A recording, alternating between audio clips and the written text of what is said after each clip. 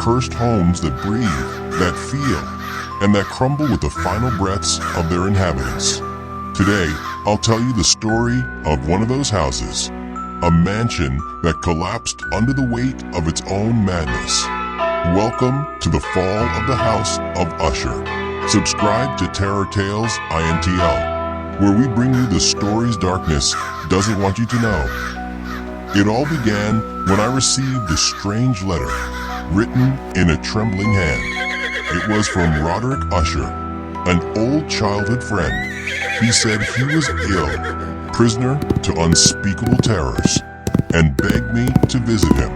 Upon arrival, the first thing I saw was the lake, dark as ink, reflecting a crumbling mansion, almost as if the water held a cursed copy of the real building. The house seemed alive. A crack ran through its facade, as if it were splitting from within, holding back a secret on the verge of collapse. Roderick was unrecognizable, pale, trembling, with eyes red from sleeplessness and fear. He said the house heard him, that it whispered things at night, and that his sister, Lady Madeline, was dying, but not completely. He spoke to me of a curse, a doom that had haunted the Ushers for generations. The men went mad, and the women slowly faded away, trapped between life and death. That night, I heard footsteps on the upper floor, but Roderick swore to me that Madeline could not walk.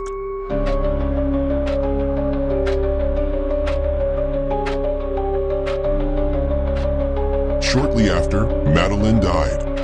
Or at least, that's what we believed. Roderick insisted on burying her in the family crypt, not the cemetery.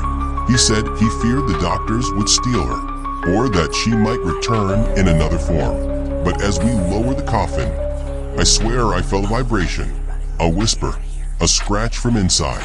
I said nothing. Logic told me it was my imagination, but something inside me knew the truth. The following days were a nightmare. Roderick grew more paranoid. He said he heard Madeline in the crypt, that her soul wouldn't rest, and that the house itself was waiting for the moment to devour them both. One night, a terrible storm battered the mansion. Lightning lit up every corner, and that's when she returned.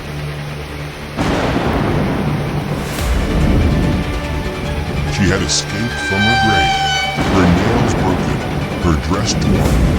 Madeline was not alive, but neither was she dead. She looked at Roderick, and with one final scream, she lunged at him. They both fell, lifeless, siblings bound by an eternal curse. I ran. I left that house as the thunder roared like beasts. And then I saw it, the House of Usher, split in half, swallowing its last inhabitants.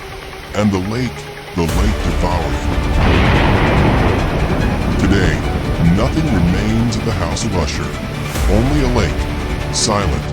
But if you look closely, on moonless nights, they say you can see the reflection of a sunken mansion, and hear the whispers of the Ushers from the depths. Would you dare to come closer?